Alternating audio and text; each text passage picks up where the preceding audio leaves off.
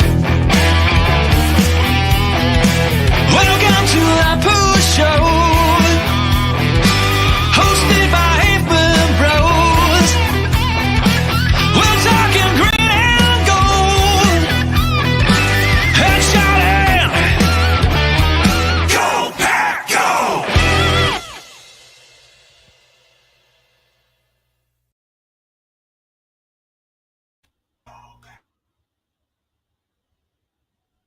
I gotta close the door quick. Leaving it to you. Welcome to the show. What? What? What? All right, sorry. Dude's in the other room. He's got it really loud, and I could hear it. I was going to mess some stuff up. I'm at Dad's. That's why I got the bad camera. I got the different setup. I sound a little different. I wanted to really go old school today. I brought my Lindy Infante headset. I was going to wear that to go along with the grainy camera just to really bring us back, you know. But I forgot the adapter for it. So here I am with my other one, the backup one. To talk about the Green Bay Packers, your Green Bay Packers. Mark Coleman. Hey, Mark. WEAU 13, Eau Claire. Are they happy about the Packers this last game in Eau Claire? I don't think so. What do you think, bro? Did you watch the whole thing? Did you go to bed? I went to bed. You went to bed. What? Yeah, I went to bed. Why? Why'd you go to bed?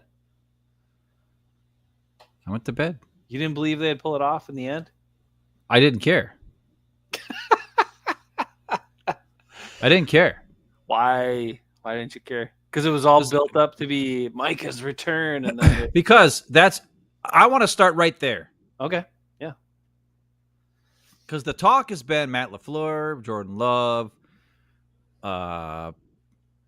kick protection, blah, blah, blah, field goal protection.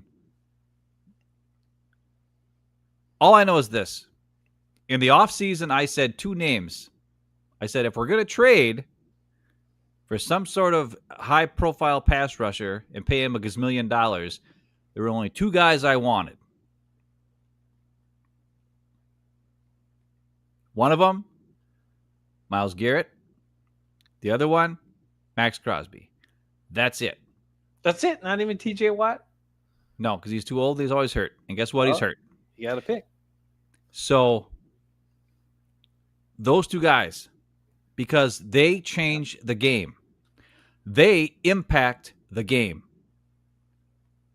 And when a guy is supposed to go back to his home that he came from, Yep. after you got $85 million a year, and we traded 2 first-rounders, and Kenny Clark, then... But isn't it still kind of a good trade with that? Like It is, maybe. But he still paid $85 million. That's true. Yeah, that's fair. And the guy gets 1 sack and 8 pressures, I guess. But it's not that pressures. It's he doesn't have the same impact that Myles Garrett and Max Crosby have. Myles Garrett and Max Crosby would go and destroy the opposing team.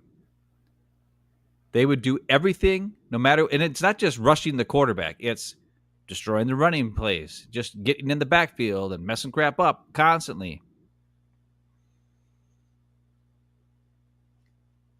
He didn't have the impact in that playoff game 2 years ago when Aaron Jones took him out of the game by picking him up on multiple blitzes. That's fair. And I said it then. I thought Micah Parsons was so good, blah, blah, blah, blah, blah. Now, when they traded for him, I was hopeful. But I was also saying, I don't know if he's really worth it, right? Well, they say he's not an as amazing consistent. athlete. They say he's amazing. So is Luke Musgrave. And he kind of effed up on the freaking field goal block protection, didn't he? Yeah. Twice. Keep and then going. They pulled him out. Sorry, keep going to Micah Parsons. I'm sorry. No, but I'm just saying. What kind of impact did he have in this game? Yeah. Not much. He should have destroyed it. Yeah. He should have been out there destroying things. If he's all that he says he is, and all that we're paying for, and all that we traded for. Mm-hmm. And the other guy is Jordan Love. Hold on. Which we'll get to later. But that's the key thing. If you pay a guy that much money and you trade that much for him, he needs to impact the game, especially when you go back to your old team that traded you away. Absolutely. And you do like nothing? Absolutely not what I was anticipating from him in this game. The thing that I'm finding a little concerning, because he was at the podium after, he said all the things, he looked disappointed, he looked frustrated, all the stuff. That's good. Okay, well, he at least lives in reality and sort of cares.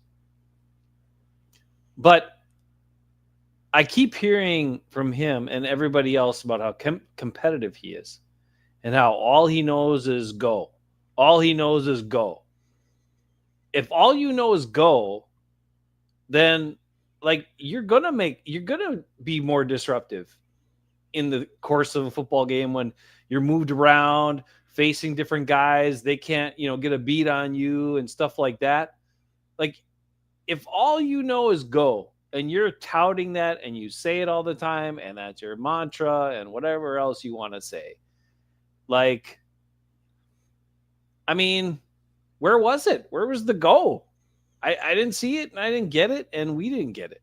And you're right. I mean, the thing is, was he brought in here to be just another guy in the rotation like the other guys we have? No.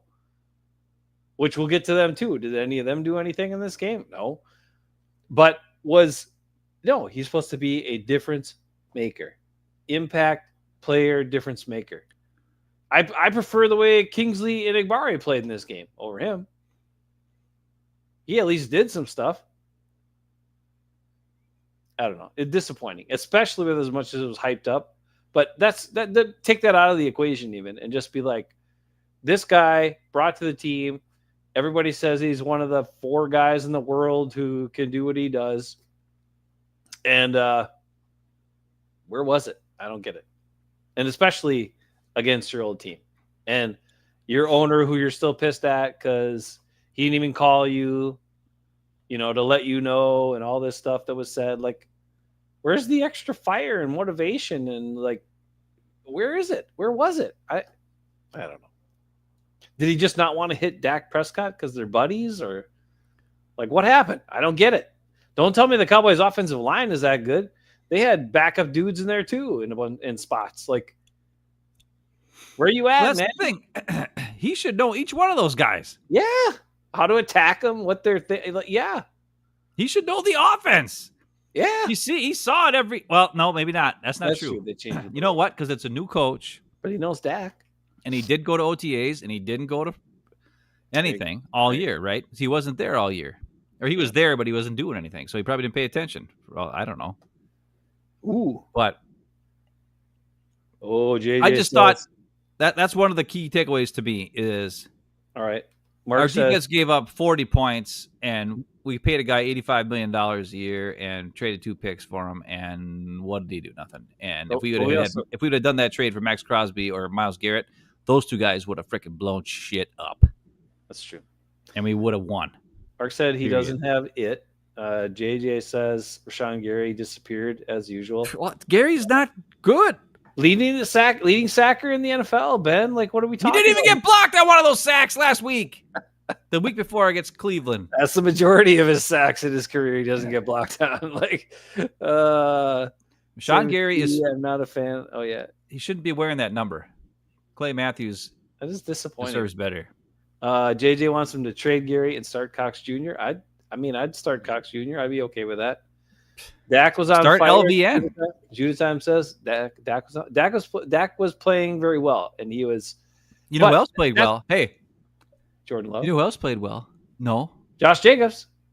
No. Come on, you're not going to give me some Josh Jacobs out of this game. I'm going to give you some. All I know is there is a certain guy's name in the draft. Tucker Kraft. That I kept saying over and over. Which draft? And instead they took Quay Walker, and then they took Devontae Wyatt, and then they traded up 2 picks and took Christian Watson. All 3 of those they could have taken George Pickens. Oh, wow, did he look good? Yeah. Wow, somebody knew stuff. Oh, yeah, me.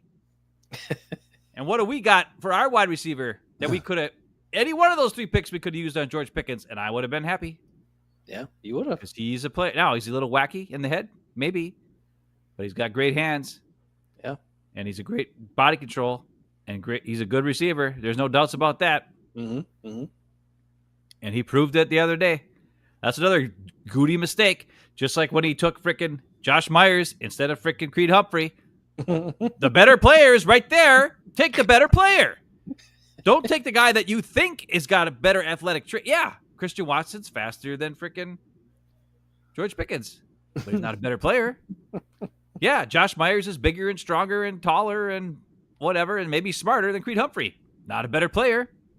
But Goody always takes the high upside, the athletic freak, instead of the actual football player. And that's why our team sucks. I don't even like this team anymore. I don't like watching them. It's no fun. It's no fun. We said the defense looked fun and looked good in the first until this week. 2 games. In the first 2 games, we came on after watching those games just like everybody else. Now, we didn't say it was only because of Micah Parsons. Actually, the Browns game was good too for the defense. Yeah, overall. But I mean, they're playing Joe Flacco and a team that's no good. I mean, come on. Yeah, but if the defense sucks, dude, what? I'm going to ask you a question, and everybody in the comments. What gets you excited to watch this team? If the defense isn't playing well, Tucker Kraft doesn't get the ball. I know. They don't give him the ball. He also made me mad that he didn't finish those 2 touchdowns. That could have helped me out in fantasy, but well, he got to the 1 yard line both times. What's 2 touchdowns, Tucker Kraft? They need to give him the ball 3 times a drive. Here, okay. So there's yes, Barks saying John Randall's goal. You're right. Hang on, I want to get to this before we get too off track because we're going on so many things. Because there are a lot of things to talk about. Matt LaFleur, Green Bay Packers is a train wreck waiting to happen. So, all right, before we go too far in all the directions, because there's a lot of stuff you can talk about. There's Elton Jenkins. You can talk about how bad he is and how he's our most veteran guy and he makes a bunch of money and he's supposed to be playing for a contract and he's terrible. You can say, where the hell is Edgerrin Cooper? Like, what happened to him? First 2 tackles.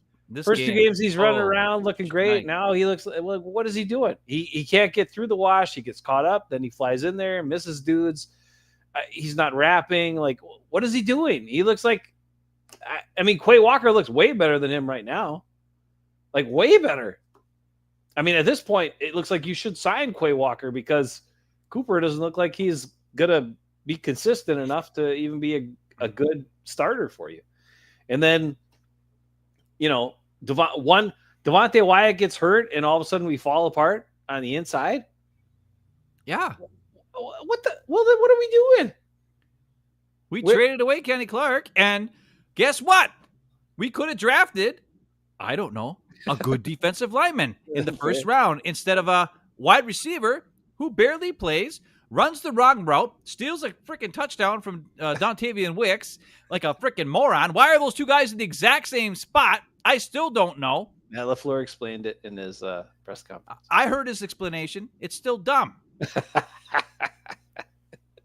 Also caught that ball last week and ran out of bounds instead of run for a touchdown when there's nobody in front of him.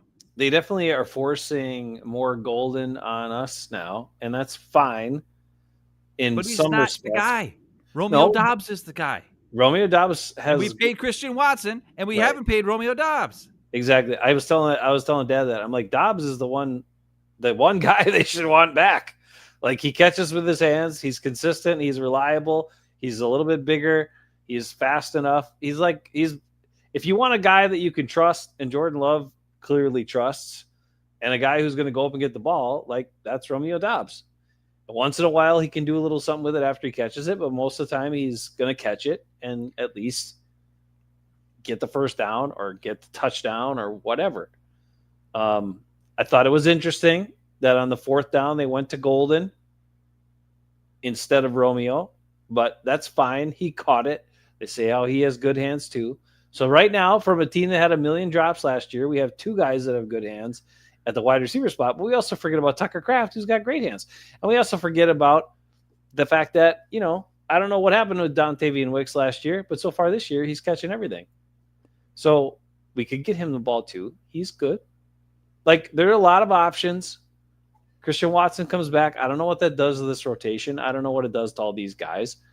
I don't know what it does to Jordan Love and where he's going to throw the ball. We'll have to I guess the Packers have to figure that out, and we'll have to see what they do because they're probably not going to get it right anyway. And that is the crux for me. Like, here's a couple of things. You got the sound or whatever? I do want to listen to Matt LaFleur. I think I have the wrong part queued at first, but we'll get to the. Actually, no. I think this might be it. There's actually two things he said in here that I wanted to just think about and examine, and I have questions for you. So let me get Matt LaFleur here queued up, and then we'll get you guys ready to go. All right, Mr. LaFleur. Here he is. Matt. All right, so they asked him a bunch of questions, and this is like after he's digested the tape, the team's gone. All right, you should have answers, right? You should have answers, Ben, shouldn't you? Yeah. He had a lot of non-answers, but here was one that struck me here. Jason Wilde was following up because the first time somebody else asked him this, he didn't really answer, so then he followed up with this.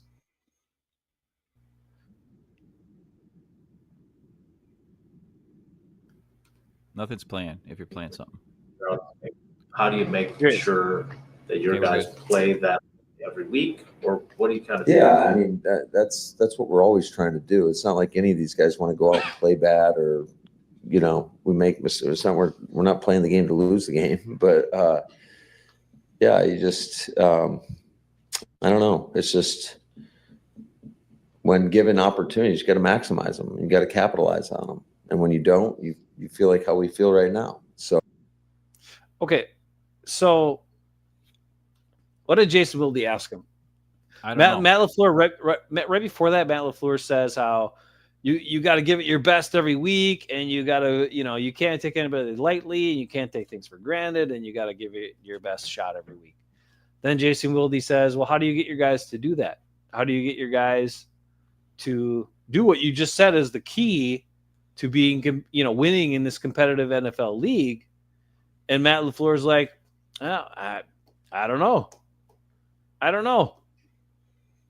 I guess we just can make them, take the opportunities and be successful on those opportunities. Like, that's not an answer to how do you get your team to do what you said is the most important thing to winning games every week. How do you get them to do that? Matt LaFleur paused, says, I don't know, and then gives a non-answer. That should concern you. I guess at least he's honest. He doesn't know. But aren't you concerned as a person who is a Packer fan or cares about this team that your coach, the guy in charge, this is his team and his plan, and he sets the tone and the table. He does not know how to get his guys to play their best every week. The saddest part is he's got some of these guys for 2 and 3 years. He should know what their skills are. He should know what they're good at and what they're not good at. For sure. And we watched it, and we could know from freaking one game. We know Luke Musgrave, not good. We know Luke Musgrave should never get a tight end screen. We know Luke Musgrave should never be in there on a running play to block. He will not. He should not block on a wide receiver screen. That's how Golden got his ass kicked on the freaking at the end of the game there with the wide receiver screen for a -3 loss because Luke Musgrave can't freaking block anybody. That's how we blocked. They blocked the freaking extra point and took it back for 2 points. Luke Musgrave can't block anybody. Why is he even in the game? Because Goody used a 2nd-round pick on him? He's not good. But that's just one example. There should be multiple examples. Why, when we have all offseason, we have Jordan Morgan, and we say he's going to play left tackle, he's going to fight our starting established left tackle for a whole 2.5 year seasons, or at least a season and a half of playing there. But we're going to try to push him with Jordan Morgan. And then when the season starts, we put him at every position but left tackle and expect him to try to play and look good. What are we doing? Anthony Belton, or whatever his name is, Belton, who was the second-round pick, 330-something pounds. He's a right tackle or he's a right guard, and that's it. That's all he should be playing. He can't play left tackle, can't play anything else. Know what your guys' skills are. That's where they go. And these are young guys. But the guys who've been here for a long time, LaFluer should know exactly, and not only that, the position coaches should be able to know exactly what these players are good at and what they can do and what they can't do. When asked in that same press conference, I don't remember who it was, but they said, Matthew Golden said he's never done punt returns before in his entire career until now with the Packers. And Savion Williams hasn't done a punt return since high school. Why did you choose those two guys to be punt returners? That was Bill Huber asked that. Yeah. And then Matt LaFleur's like, oh, well, because we believe they give us the best chance and they do it in practice. But I guess in practice, there's nobody trying to take them, actually tackle them. And it's like, yeah, because they don't know what they're doing. Matthew Golden, I showed you on the video last week, does not know what to do with the ball when it's in his hand in the open field. That should not be a guy returning punts. You need somebody who can jiggle and wiggle and move and also make smart decisions. Keyshawn's just got to be back there. Or if all else fails, do the Mike Holmgren and put Mike Pryor, the old white safety, who just stand there and fair catch it, period. Just don't screw it up. Because before we had Desmond Howard, that's what we did. That's what Mike Holmgren did. He would put Mike Pryor, a 33-year-old white dude safety who couldn't move at all, just told him, you stand back there and fair catch that damn thing every time because we do not want to screw up because they had so many fumbles and stupid moves by the guys they put back there at the time. Mm-hmm. And Robert Brooks got hurt. So they were like, okay, well, I don't know. So that's the problem. LaFleur does it. He has never known what to do. You can tell from his play calls. You can tell from they just rotate guys in. Oh, we just rotate guys in. No, Romeo is the guy. Romeo is the guy we go to. Or Dontavian Wicks can be the possession receiver that we need, right? Mm-hmm. Tucker Kraft is a freaking game changer with the ball in his hand. Get him the ball. Those two guys. And then everybody else, sprinkle them in. Send the fast guys deep to make the defense at least be honorable to that. Send Golden deep every now and again. An idiot like me can figure that out. But Matt LaFleur doesn't understand. You can't just give a guy an opportunity and expect him to succeed when he doesn't have the skills to succeed at the opportunity that you're giving him because he can't do it. He should know what his players can do by now, especially guys like Musgrave and frickin' Wicks and, these guys who've been around for a couple years. You should know what their weaknesses are. You should know what their strengths are. And you should be giving them the ball when the strengths happen. Why does Romeo Doubs get the ball by the end zone? Because he's damn good at a quick move, catch the ball really fast, hands, always has a good hands. He's perfect for the end zone, for the red zone target. And he's great. That's one thing they got right. Yeah. That's the one thing Matt LaFleur gets right. But he doesn't get anything else right. Yeah. And it just, he obviously, that's what it is. He's like, I don't know. I'm giving them opportunities. They got to seize the opportunity. But if they don't have the skills to seize the opportunity that you're giving them, that's the problem. Give the opportunities to the players who have the skills in that opportunity. That's how you win. And you lose when you throw guys out there who don't know what they're doing. And that's why when they got the extra point blocked, all of a sudden, after that, then they had starters in on field goal protection. Musgrave, no longer in there. He's out. Tucker Kraft was in. Elton Jenkins, in. No longer sitting on the bench. Because they had three guys out at freaking offensive line. Right, yeah. You can't just put some random dude out there and expect him to do well. If you got three guys down the offensive line, you need to play every one of your good starting offensive linemen on field goal protection, unless you want it blocked. Yeah. And how many of these? That's the difference in the game. That's 3-point swing. That's the other question that doesn't get asked is how many of How many of Lindsey these? asked it.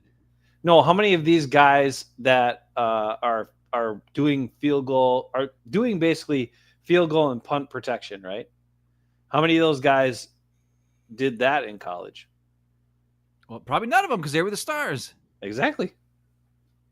Yeah. So not only are you putting returners who didn't return, but you're also putting guys to block the critical things. And yes, you can try to teach it. Like basically you're trying to close down. He talked about getting a hand on some guy and extending it. Like, I don't know how that slows anybody down, but basically the rule of thumb for field goals is you make them take the longest path to the outside possible. Yep. Okay. You never, ever, ever let anybody go inside you.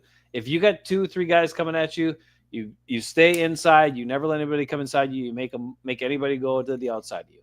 That's it. And if it was me, I'd stick my butt out a little bit or my hip out a little bit just to try to give them longer to go around. Lean on the guy in front of you so they can't go through that way, and make them go around as far as possible. And if the operation is sound, the kick should be off by the time those guys get there, unless they're crazy fast or something. So that's kind of the rule of thumb. But when JJ makes a good point too. When you let a guy go inside, you're screwed. After Golden got his ass kicked because he caught that ball, did a spin move, and got rocked, and they put Romeo Doubs in there at punt returner, who's got a history of concussions. He did. That's right. They did do that. Why would they put Romeo back there? Because he's got sure hands, but it's dumb. Yeah, really dumb. Just put Keyshawn there. Just be like, Keyshawn, just catch the fair. Because here's the other thing. If Keyshawn's back there, he's got a history of being a guy who can take it back. Maybe the opposing team will kick away from him or punt away from him, which is a bonus for us. But right now they're punting right at these guys because they're dumb. And they let the kickoffs, they let them drop at the 1 yard line and bounce into the end zone. And then you get the ball at the 20 instead of the 35. These guys don't know what's going on. Yeah, the rules are different this year, but Keyshawn's aggressive. He'll catch it and he'll go. Yeah, he's very. I know Keyshawn wants to be corner number one, and he is corner number one because guess what? Hobbs stinks and Valentine can't tackle, but that's besides the point. The problem is Keyshawn, who makes $8 million a year, is more important to this team right now than Micah Parsons making $87 million a year. And that's the stupidest part. Micah Parsons makes 10 times the amount of money that Keyshawn Nixon makes. But Keyshawn Nixon's impact at special teams return guy is more important to this team right now because they suck at returns. They suck at freaking blocking on freaking field goals. They even suck at punt coverage and punt block when they have a punt. That's the other problem. Watch the gunners on the other teams. They get no they're not stopping them at all. They're getting free release to come right down. I don't know who the guys are blocking right now. Yeah. The gunners for the other team, but they're doing a terrible job. Whoever the gunners are for the other team on punts, they're getting free releases, and the Packers are not getting their hands on them to block them. It's bad. We'll do some. Ben's gonna have some film to look at next week. We'll do that next week during the off week. Look, Keyshawn. I mean, Keyshawn's also making an impact at corner. He gets thrown at 5-6 times a game. He's freaking breaking up passes. He's covering his dude. He's forcing incompletions. He's way more valuable than Parsons at this point, than any of these guys at this point. And they all make more money than him, basically. So it's ridiculous. Okay, let's hear a little more from Matt LaFluer because there's a couple other things that are interesting, but also still concerning. I still feel very concerned, and so should you if you're a Packer fan. Let's hear this part right here. I think we got a couple days, right? He's also kind of snarky. Jason's question about who the 2025 Packers are. Do you come into the season with an ultimate destination vision and coaching and message towards that, or is it how the season unfolds? Wait a minute. You see him shake his head there? Do you come in with a vision or ultimate goal or anything? And he's like, It kind of dictates that path. No, I think we all have the same. If you feel like you have a team that's capable, I mean, every team in the league comes in and says they're chasing the Lombardi, right? And but it's a process to get there. And I don't expect us to play our best football in September. We've got to get better. I'm more worried about getting better each and every game. And you can look at our record right now. We're 2-1-1. Are we disappointed we're not better? Absolutely. But I still think even in the 2 games that we won, I don't think we put together a full game of complementary football. So that was for you. Okay, so I do like what he said though about the fact that, like they're not the good. He doesn't expect them to be the best team in September. He wants them to get better and better and better. I agree with that. That's great. Let's talk about that real quick. But I do understand why your concern is. If you know what your team is, you should have a vision of what that team is capable of doing. Yeah. And where you believe you can attack an opposing team. And I think that's probably what the question should have been. And goals for the season. Like, how do you not have coming into this year, where do you see your guys and where do you see your team? I just think this is what I think happened. A couple weeks ago, right? Rasheed Walker said they're going to go undefeated. And then they lost to the Browns. And I think LaFleur, after that, he just was super pissed. And he was like, we're not going to talk about. I think he just doesn't want to even say anything about anything. He's like, no, I had no goals for this season. He just wants to go game by game, especially in the freaking with the media. I think with his team, he just is telling them game by game because he doesn't want them to lose focus because these guys are losing focus. So I don't know if you can be too hard on him for his answer there. I don't know. Well, this is something he says all the time, and tell me how this makes any sense because it's not possible. How are they getting a little bit better every day? How are they getting better and better every day and better each game? That is not even attainable in the NFL. That's in the NFL season. Are you kidding me? We see it all the time, right? Like some teams do well. They have some games. They go on a streak. They look great. And they look like garbage. A game here. Or they go on a losing streak for a couple games. They look like trash. Like nobody goes on like this straight trajectory. Better. Oh, we're great at the end. Nobody does that. So why is the thing that he constantly reinforces and constantly talks about as being the one thing he's most concerned about is that we're just better, a little bit better every day. We're getting better and better and better and better every day. We're better and better and better every day. Is it just talk? Is it like, does he really think that's attainable? Does he, I guess I'm just confused because I don't know. I don't know what he thinks is attainable. I don't know what he thinks his players should be doing. I don't know because he clearly can't evaluate them well and understand them. Well, I think what he's trying to say is this. Listen, I just started a new job, right? Yeah. Day one, I knew frickin' jack squat, and it sucked. I was frustrated. I don't know what the hell was going on. I had one day of training, and then another day with somebody else who was helping me a little bit, and then the next day I was by myself, and I sucked. I felt like a useless piece of crap. And the next day I was by myself. I felt like a useless piece of crap. And then I worked Thursday, Friday, Saturday last week, and every day I got more confident. I was learning more things. I felt more in control. I felt a little better. I was better in many aspects of the job. And by this week, Monday, Tuesday, when I was by myself, I was competent in some ways. Now, I still had something pop up I knew nothing about, and it sucked, and I got all weird, and it was weird, and it sucked. But I'm learning, and now I know, okay, I got to figure that out. Okay, I got to figure this out. I think what he's trying to say is every day he wants the guys to get more confident and feel comfortable where they're at. And that's an honorable thing to say. I agree with that. But what I think the problem is he doesn't understand like how to get the confidence in these guys or how to like make it easy for them. Like some guys, and everybody learns differently. Everybody's going to play differently. Everybody's got different skills and talents, and every team is different from year to year. But there are players that you've known for 2 to 3 years.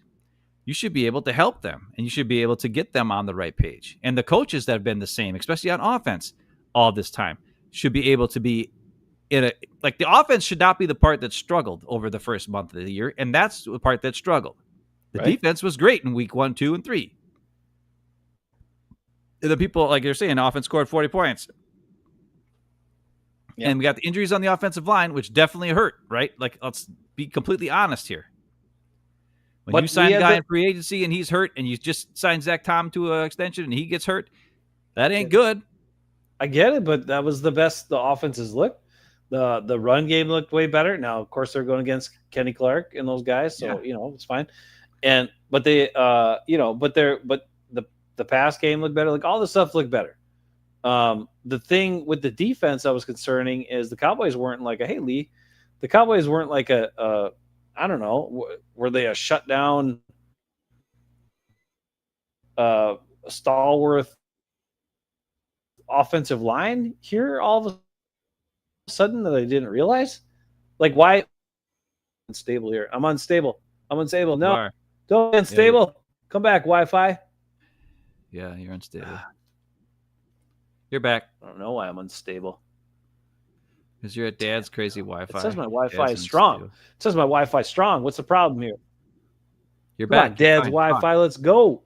All right. Anyway. All right. So before I got rudely interrupted by this Wi-Fi situation, I was trying to say, like, where are these other guys? Where was LVN making an impact? Where was freaking Gary? Where was everybody? Like, I don't get it. I mean, Colby Wooden looked so good against the Lions and some other teams, and he was doing nothing too. And Stackhouse is okay, but he's just whatever. He's a late round pick. He's a rookie. Like, can't expect a lot from that dude. I don't understand. I don't understand it, and I think I'm most disappointed in Cooper, but I just don't get it. I don't get how drastically different this defense can look when they're playing what. Even though Matt LaFleur said the Cowboys are a really good offense, but whatever, I just don't understand how they could these guys can be so inconsistent. It drives me up a wall. It's not just that, though. Like, I really want to get into the Matt LaFleur of the situation. Okay. I have one other Matt LaFleur thing. It's about end of games and end of halves. Okay, well, before we get to that, let's talk about end of the first half. Yeah. So, yes. What did you think about that? Because I think we have different takes on that. You get the extra point blocked, return for a touchdown. Then they get the ball, go all the way down and score a touchdown. Then you get the ball again. And instead of just being like, okay, we were controlling this game for most of it. The first quarter and most of the second quarter, they didn't score a damn point. We had a huge mistake after we scored, which led to points for them. And then our defense gave up a touchdown. Let's just call it. Let's just be cool. They get the first down, and then there's a false start or something and pushes them back to 1st and 15. That's where you just sit on the ball, go into halftime. Like, what are we doing? And he decides to try to be aggressive for reasons nobody understands. And then you get the sack fumble, which then leads to another touchdown. And before you know it, now you're down. Where like 5 minutes ago in game time, you were ahead 13-0. And then you just gave up 16 points in a flash of 5 minutes or whatever it was. Yeah. Like, that's an issue. Mm-hmm. It's like LaFleur, I don't think he knows what he is. There's a time when it's 4th and 2 and he does and I'm really getting sick of this. Oh, yeah. How many times everybody on planet Earth knows that on 4th and 2, you're not going for it, Matt LaFleur. Everybody knows it's a lineup and just go, green IT. No, nobody's jumping because you never have a play called ever. You never do. Stop it. Either run the damn play and go for the 4th down or fucking punt. Because this stupid fake frickin' try to get him to jump crap never works. Because you call the same crap every time, and every team in the NFL knows you don't have the balls to go for it. If you were the Lions, then you'd be scary. They go for all the damn time. LaFleur doesn't. That's why it's so odd that he was so aggressive at the end of the half, and which then led to the frickin', sack fumble and more points. Mm-hmm. It's just weird. It's like, where did you all of a sudden now you're aggressive? Like, it doesn't make any sense. And that opened the floodgates. And after that, then Dallas went nuts. They couldn't move the ball. They couldn't score for most of the first half. Mm-hmm. It was weird. And then that happened, and the defense couldn't stop him anymore after that. Like, it was like nothing. Like, we couldn't stop him. I'm interested in what the film will show about the defenses they're playing and how, the Cowboys exploited the holes in the zones and all this sort of stuff. And was it just because the pass rush wasn't getting there? Pass Were rush there wasn't other getting things? I know. Well, were there other things going on? Because I just feel like, I don't know. I feel like the other guys were better in coverage in other games or closer to the guy. It just seems like there are more holes to me in this game. Yes. I don't it know. seemed like they were playing way off, and it was Yeah. totally different than what they've been doing in the past. Like, they were afraid Right. of something, and I don't understand. They don't have the CD Lamb. Wait, afraid of what? What are we afraid of here? Like what? All they have is Ferguson and Tolbert and Pickens. I mean, they Who's got good, George but Pickens, like yeah. they're not fast. Tolbert's fast, but the other guys aren't fast. Right. So it was just weird. But anyways, So- that's what I'm saying is here's- Matt LaFleur has you got go. some serious game management and game decisions, 100%. just stupid as hell. Yeah. And I don't understand let's listen to how him. that even happens. Like, I don't get it. Let's listen to him quick, and then I'm going to bring you. Especially after last week when they lost the game because of stupid. Yeah. I'm gonna make a very painful disclosure after we listen to this right here. Okay, here's Matt LaFleur. One other thing he said that I thought was very interesting, very true, and then we'll just examine what that means. But you see it, the majority of these games are going down to the last minutes of the game. That's just how the league is. And you got to give Dallas a ton of credit. I mean, that is. Okay. Anyway, he then goes sidetracks on some other stuff, and who cares? So he acknowledges the majority of these games are going down to the last minutes of the game, right? End of half, end of game. And now the painful part to me is that I have to relive and at least give Aaron Rodgers some credit here. Do you recall? So Aaron Rodgers was pretty effective, especially end of halves, right? Like getting the Packers into positions where they didn't have a lot of time, managing the clock, making the right plays, getting them field goal opportunities, what have you, okay? Also, relatively successful end of game. Sometimes, even though he didn't have that many comeback wins in his career, he still really got into he knew how to move the ball in those situations. And Matt LaFleur is saying, this is when all these games are won and lost, or this is when the crunch time it comes down to it. You see all these games come down to this stuff. And what has Matt LaFleur shown you about end of halves and end of games? I mean, he's not his first year head coach. Should he not know how to coach his teams for end of halves and end of games by now? Should they not know what they're doing? Does he not have a plan? Do they not practice this stuff and understand everybody's on the same page? Like, there are major issues here, and he's telling you this is the league. And they're worst at the part of games that the majority of the games in the league are ultimately decided during. Correct? Now, those are all facts. Like, that's not even opinion. Here's the part with Aaron Rodgers, though. This is where I thought LaFleur cost in this game in multiple ways. Number one, end of first half when we had the situation come. And he's like, well, I thought, we won't be aggressive there. Now we shouldn't have been aggressive there, but we were trying to be aggressive. Okay. Aaron Rodgers said, what did he say is the key, Ben, to any 2-minute drive or under 2-minute drive was? You remember, I'm sure, right? You've heard him say it. You got to get that first down. Yeah. That first play needs to be a positive play, right? So it wasn't always like first play, we're gunning it down the field.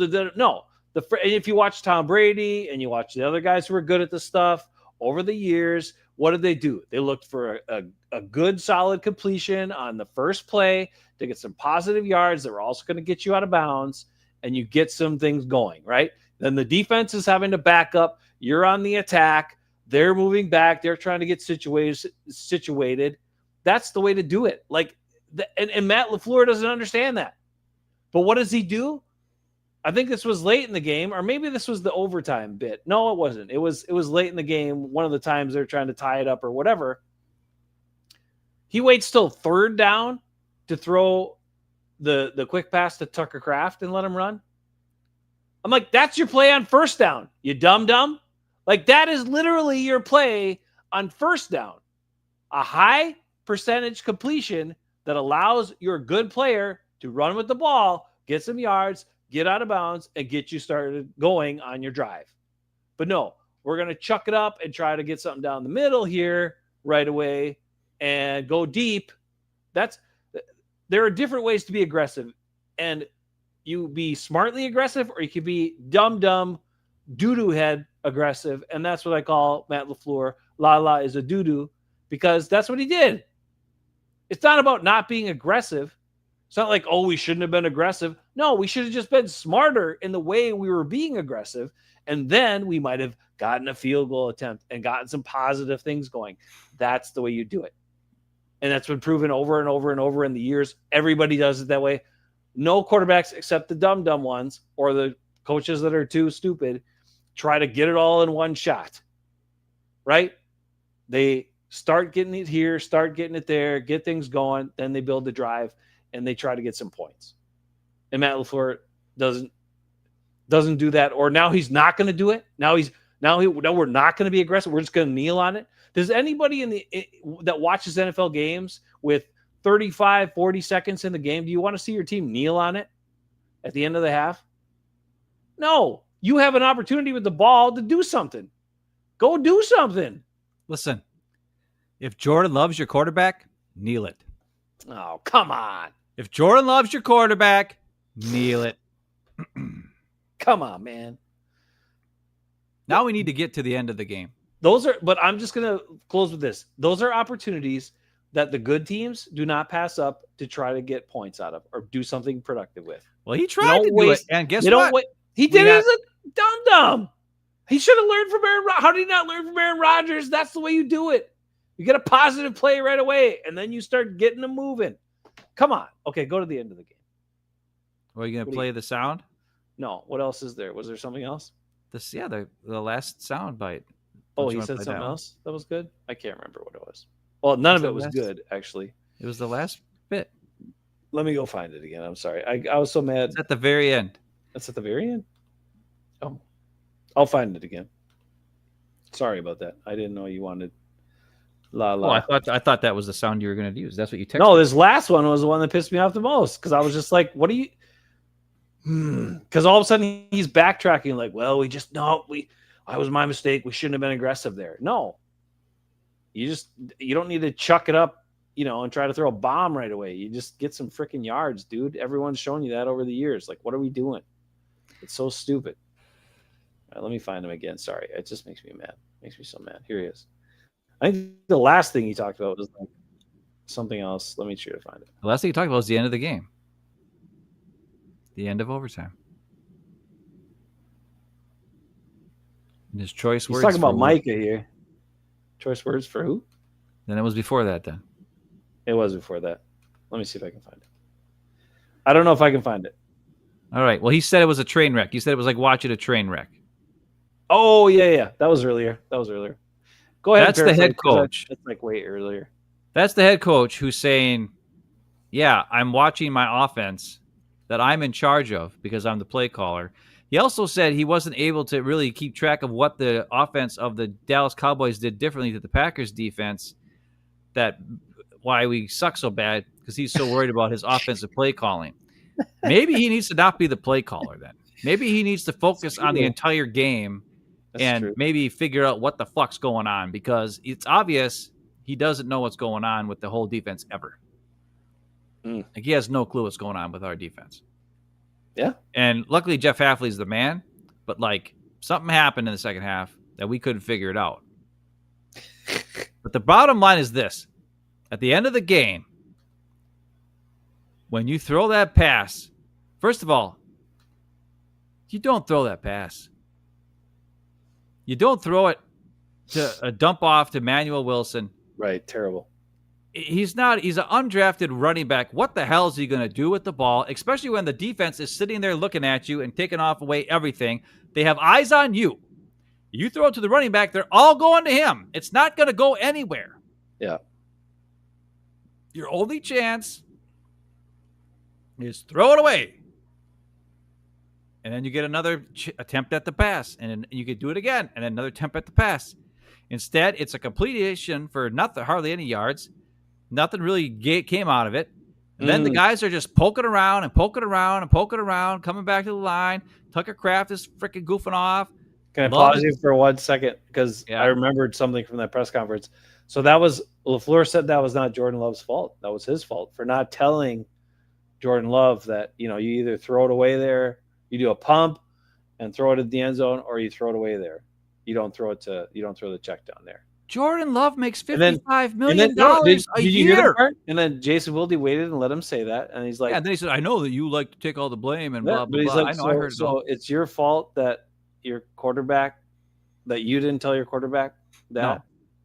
No. Any freaking, there are 11 and 12-year-old kids who play Madden, who know how to freaking play quarterback at the end of a game with so many with no timeouts and this much time left, and know what to do with the ball. And the fact that Jordan Love, who is in his 6th or 7th year, whatever the hell it is, 6th year, yeah, who studied under Aaron Rodgers for 3 years and watched him do it perfectly for 3 years, and now has had 2+ years of starting quarterback stuff, making $55 million a year, doesn't know to just throw it away and take another opportunity. You have to go to the end zone. That is number one. That should be taught in the classroom by the head coach, by the offensive coordinator, by the quarterback's coach. That should be shit that should have been told to him year one when he's in the quarterback room with Aaron Rodgers. He should have known. Oh, when the game's on the line, you have no timeouts left, but you're on first down or second, whatever. They had multiple chances to go to they could have taken at least one more shot. Yeah. To the end zone if he would have threw it away. And had a reasonable play call instead of whatever that was that they did. Yeah. Right. And they didn't. He dumped it off to a guy. And what happened if Emmanuel Wilson would have ran even further and then got tackled? They would have even got a playoff. If he would have broke a couple tackles, then moved up more, and then everybody would have had to move up and try to get to the line and then snap it and then freaking spike it, it would have never happened. They would have lost. It's almost good that Emmanuel Wilson got tackled right away, and then the guys could actually but they still weren't urgent. And Jordan Love's just sitting there, playing it, and then he's like waiting, and everybody's like, "What is he doing? Throw it away! Snap it! Spike it! Do something, you dumbass!" How does this guy make $55 million a year and doesn't know what to do at the end of the game? This is stuff he should have learned year one. When they go through the red zone, end of the game situations, freaking 2-minute situation with no timeouts, and you're in the red zone, you should know exactly what happens. You should know what to do. Is end zone or out of bounds? They even call it that. Yeah. He told them that over the headset. End zone or out of bounds. He told Jordan Love what to do. And Love didn't do it. On the last play, I thought. He should know. I know. He should have known from playing quarterback his entire life. I'm not arguing with you. Love is a fucking moron. He's not good. I don't care if he's got an arm that's amazing. I don't care that he tore up Dallas's defense that everybody's saying he scored 40 points. I don't care. He's not good. It doesn't take a genius to figure out what to do at the end of the game. Like I said, any kid who's played Madden at 11 years old knows what to do. You throw it away if there's nothing open and get another shot later. And then you throw it away again and you kick the field goal. You don't dump it off to an undrafted running back when there's freaking the whole defense is looking at you in a zone and they know exactly where the ball's going to go. Nothing good is going to happen. Nothing.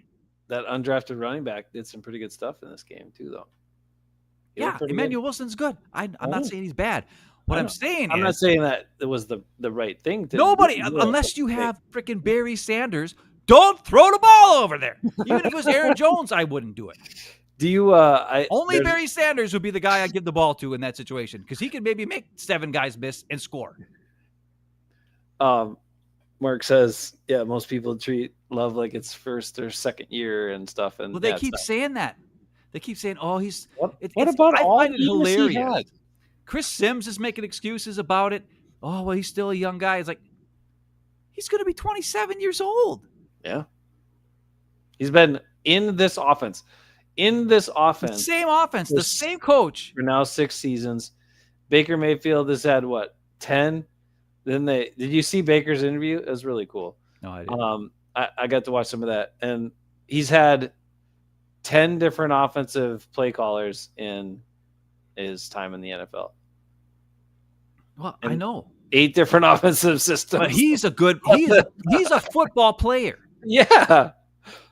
And the other thing, Jordan Love, he doesn't spark like. I know it's good sometimes to be a quarterback who's level-headed and Yeah. and all that kind of crap. But even Aaron Rodgers sometimes would spark like some kind of like energy and like fight in your team. Yeah. Love there's no fight. There's no he doesn't spark anything. Like nobody wants to run through a brick wall for that guy, and certainly nobody wants to run through a brick wall for Matt LaFleur. They don't Yeah, even he- listen to him. Apparently, he No. went over all that stuff, and they didn't know what to do, and they didn't know they didn't know their sense of urgency needed, and all that sort of stuff. Yeah, It's Mark- just that's the thing that bothers me the most is like so many excuses, and Matt LaFleur is still giving the excuses for Jordan Love. And I understand you don't want to throw your quarterback under the bus, right? That's cool. That's great. I understand.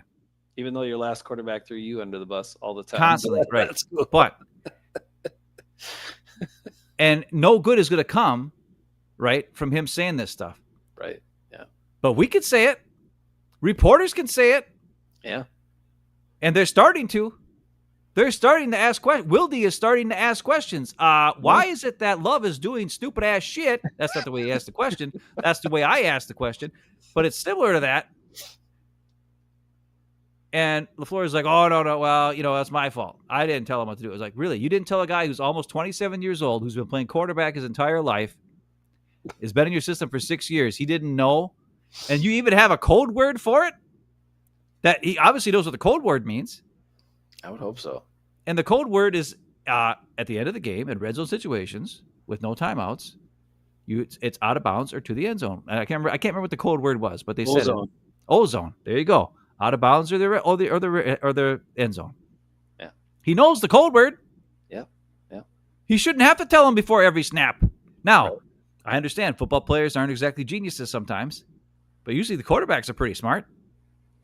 Well, not as smart as the line. And I know there's a lot of stuff going on, and it's crazy, and I understand it's way different than playing football, Madden on your phone at home on your computer. I'm not trying to say compare that to playing quarterback in the NFL.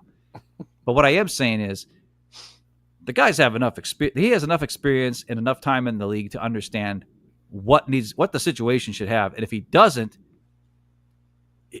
hopefully now the coach and the offensive coordinator and the quarterback coach are going to drill every situation apparently into his head. They better. And now LaFleur knows I need to tell him before every single play what to do, apparently, because he doesn't know what to do. And that's scary. That's the part that scares me. When you have a guy, you're paying him $55 million, freaking almost twice as much as Baker Mayfield is making. You're really stuck on that, Ben. And you're getting half of the value of Baker Mayfield, if even. And yeah, Baker threw a pick at the end of the game and lost against the Eagles on Sunday. But you know what? He came back and fought him back because they were losing by a bunch in the first half, and then he came back and freaking went nuts because he's a guy you can follow. Yeah. And I hated Brett Favre, but Baker's kind of like Brett Favre, Except better though. except nicer. Yeah. Not as much of a douchebag. Gained way more perspective after some stuff. Yeah. And, But okay, I got to ask you I about this. There's one more side note that was interesting, but before that, we got to get this out of the way. yeah, what's this? How can you not? Come on, can we not give Josh Jacobs a little bit of love here? After, don't you think he was? I pretty honestly good don't this even remember what he did. Ben, I watched the game. I don't remember anything he did. He had some big plays. He actually had some big plays in this game. He had a touchdown run that he ran past Kenny Clark and who didn't touch him. Oh, wow. He had 22 carries. 22 carries for 86 yards. And wait a minute. You mean he almost had 4 yards of carry finally? 4 yards of carry. So that means he's good because he almost had 4 yards of carry. And he had 4 catches for 71 yards. That was the where he made the bigger plays, where he caught and ran after catching them. Yeah, because Jordan Love can't throw the ball more than 5 yards with any accuracy. I'm just saying, come on, man. Guy had a good game. Like, let's give him a little bit of credit here. He was pretty good in this game. However, so this is what I wanted to say. Because this was interesting. I don't know if anyone took note of this. I know they had a couple of sideline shots. I know there's a couple of brief mentions, but not focusing on it. Brett Favre's there. No. Well, yeah, that too, but that's not what I'm talking about. Josh Jacobs had probably one of his best games ever as a Packer, maybe in his career. 86 yards rushing, 71 yards receiving, 2 touchdowns scored. Okay. And at the end of the game, he's not in there. He's not in there in overtime. He's not in there when they're trying to work their way down the field. Emmanuel Wilson's in the game that whole drive. They showed a couple of cut shots of Josh Jacobs standing on the sideline, basically looking like, why the hell am I not in there? He's got the C. He's got the C on his jersey. Captain. Was he saying he wanted to be in there? I'm just saying, what do you not think that's an issue? It's probably good the Packers have a bye week based on that. I mean, I'm not saying I disagree with it. I think he had a really good game, but I would think Emmanuel Wilson has a better opportunity to do something with the ball than him, like do something with it and make a play out of something than he does. But I'm just saying this is a guy that's a captain on your offense, captain on your team, one of your highest paid guys, supposedly one of your best players last year, and he's not in at the end of the game when you need it the most. Nobody else thought that was a big deal? I don't know. I didn't watch that part. Okay. I only saw the highlights, so I don't remember. Well, you said you went to bed, so you didn't care. Well, I watched the highlights after. That's how I know what happened at the end. They showed a couple of cut shots of. I mean, literally, he's like standing on the sideline, like helmet on, just looking around, kind of like, "What the hell? Like, why am I here and not in there?" And then, he's not good at pass protection. So, and then Chris Collinsworth, just was like, "Oh, they're sticking with Wilson this drive." He mentioned it like once or twice. Or Wilson's still in there. And who made that decision? What's up with that? He wasn't injured. If they substitute a player, then that means the other team gets to substitute a player too. So maybe they were trying to wear out the defense and make him tired. Okay. I don't know. Well, that could be the reason why he wasn't brought. If they started with Wilson and they didn't ever put him back in again later. Okay.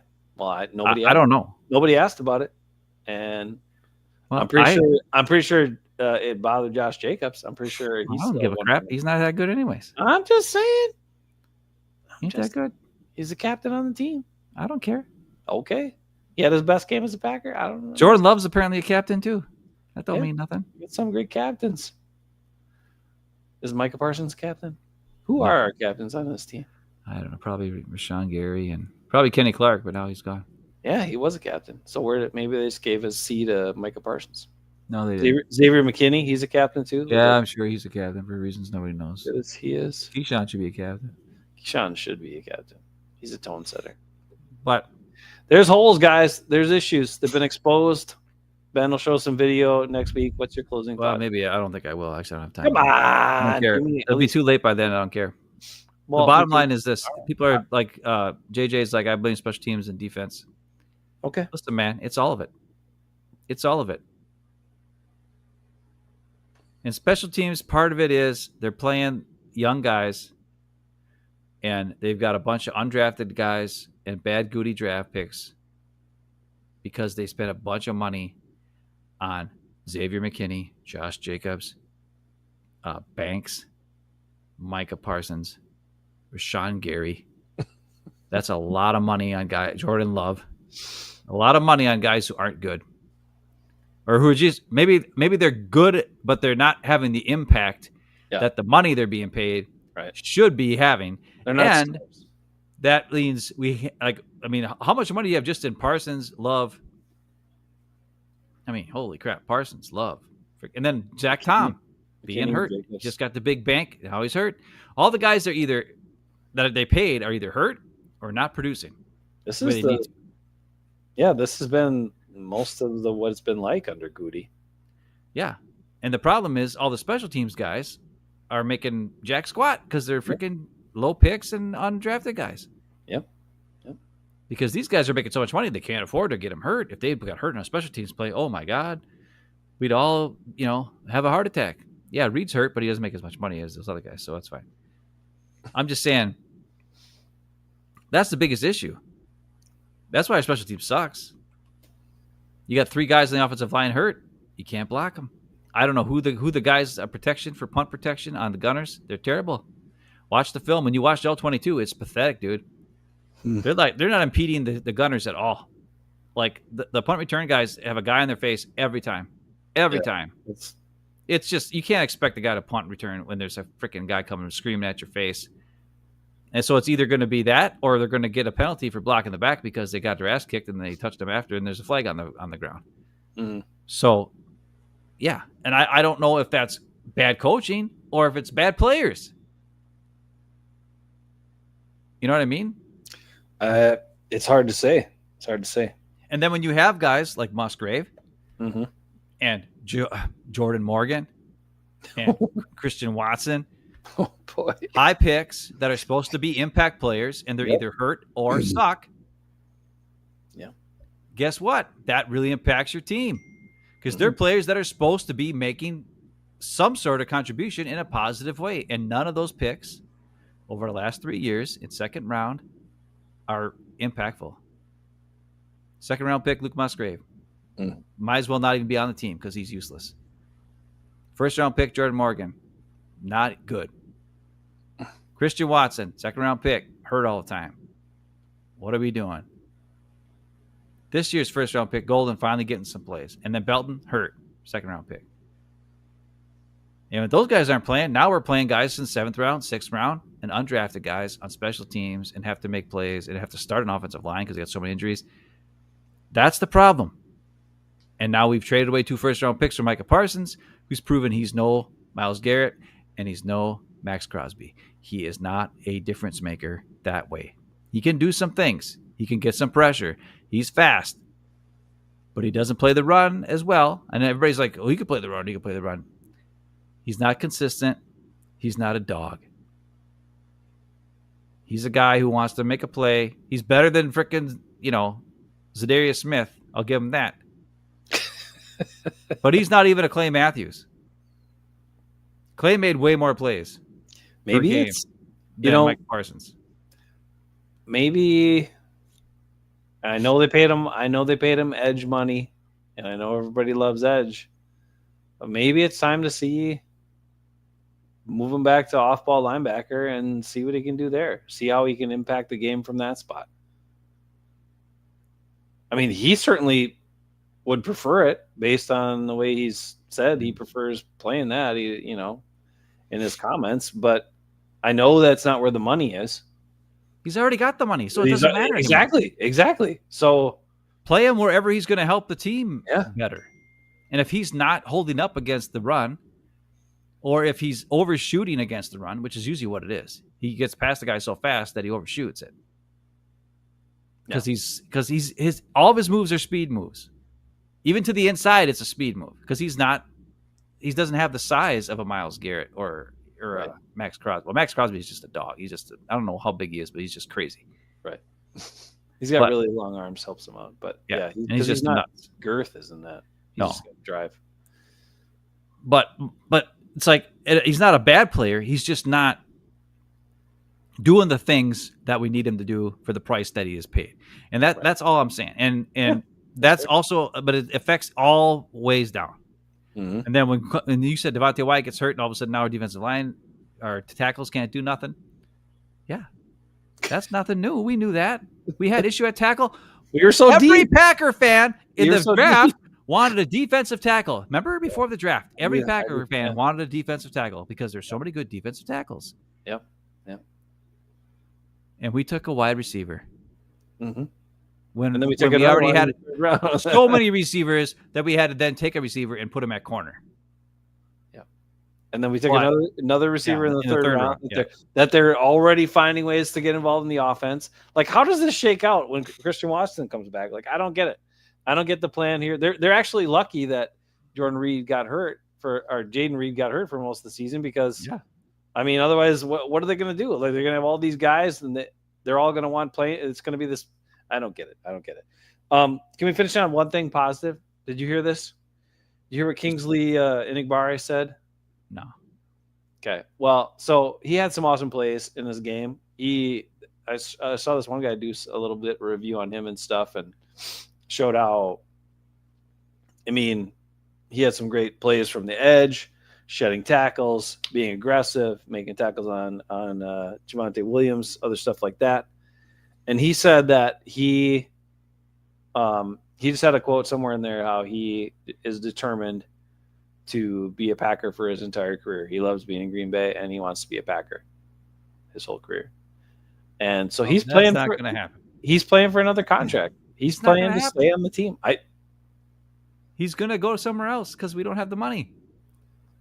Well, It would be dumb. We already have all this money in Gary and all the money in Parsons and the first round pick in LVN. There's no freaking way Kingsley Inigbare will be a Packer next year. He will be gone. They will draft another guy or Cox Jr. or Baron Sorrell or the other guy they took who's a tweener guy who got hurt. All those guys. Kingsley Inigbare would not be a Packer next year. Damn it. He won't. It's dumb. He might be one of our best edge guys, though. Doesn't matter. Okay. Goody's got the spots filled. Well, there you have it. Goody makes the decisions.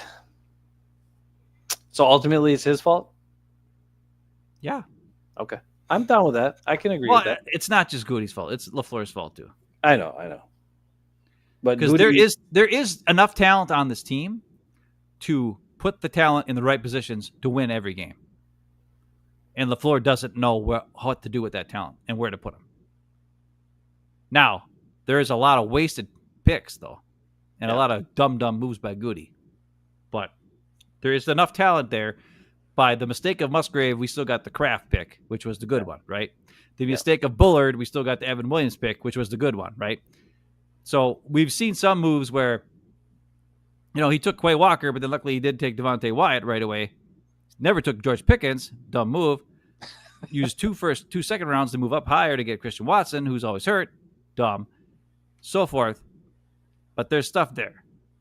There's stuff there to put the team together and to make things happen. What? What? We just need Love to be a Trent Dilfer. If he was even Trent Dilfer, he'd probably win more games. Uh, But Love doesn't understand game situations, apparently. He needs somebody to tell him before every play, hey, throw the ball away. well, we'll see. All right. Enjoy the bye week. At least the Packers can't lose or disappoint this week. Maybe they'll get stuff figured out. This is a weird week this week. Maybe The Vikings play overseas again, so they're going to be on super early. 2 weeks in a row. Damn. And after that, I don't know what's They're going to lose to stupid Rodgers. What the? Come on, man. The best news is I get to play you in fantasy football this week, and you have like half your teams on bye. And my team is all hurt because, let's see. CD Lamb was my first round pick. Oh, yeah, he's out. Second round pick. Oh, yeah, Malik Neighbors. Oh, he's out for ACL. He's out for the whole year. Oh, yeah. Who's my third round pick? Oh, yeah. Freaking, I can't remember who it was. Joe Burrow. Oh, he's out for the whole year. Fourth round pick. Oh, yeah, Jalen Warren. Oh, guess what? He got hurt in the game against the Vikings on Sunday, too. Oh, yay for me. My first 4 picks, all hurt. All hurt. I hate fantasy football. It's freaking stupid. Somehow I'm 3-1, but I lost to Dad's crappy team on Sunday. Hey. Come on. I should have won. But Now Malik you're gonna Neighbors lose only my got me 3 points, and then he got hurt. And then I didn't know that Jalen Warren didn't play. And I started CeeDee Lamb. I didn't know he wasn't going to play. Oh. So I had no points from CeeDee Lamb, no points from Warren. And Well, just so you know, I'm going to I don't start know. 4 tight ends against you this week. So get ready. that's right. That's the other thing. I picked up. You know what I did this week? It's crazy. I picked up a bunch of guys on their bye weeks that other guys cut. Yeah, smart. So that next week they'll play for me because I have nobody. So you're gonna get a win this week because I have like some guys you never even heard of starting on my team. But then next week I'll have some good stuff. Oh man. All right, we'll see you guys later. I'm looking forward to that win, Ben. Thanks, appreciate it. No, you probably get it. All right, hang in there, guys. It's a long season, but we certainly get to react appropriately every week. So when Give me something to cheer for. I try. I don't enjoy watching this team. Tucker Craft. They gave us 1 week at Tucker Craft. Yeah, that was 1 fun. week. We had 1 week at Tucker Craft. Awesome, and the defense was good for a couple weeks. God, I wish they just used Tucker Craft more. That tackling was so bad, dude. It was really, really, really bad. Like, how did these guys so bad at tackling? I don't know, but that's why I went to bed. I went to bed after the third quarter. I was tired, and I was like, "F this, I'm done. I'm falling asleep watching this crap." I mean, Javonte Williams is good. Don't get me wrong. He's a good back, but it's annoying. Still annoying. Dak Prescott should not be running around. That's dumb. When we have all this speed, how's Dak Prescott? Maybe the tie will come in handy It could. That's the only thing. because we won't have to worry about like the 8th level of freaking, tiebreaker. If everybody's like 10-7 or whatever at the end of the year, the Packers will be 10-6-1, and then we're in. So that could be great. But we got the Bengals, and they got serious quarterback issues, and they just stink next, so it should be good. But we'll see. That's what we thought about the Cleveland Browns too. I know, but at least the Browns have some tough players, and Joe Flacco and Wiener Boy. All right, see you later, Boy. It's a unicorn on the way out. Catch you later.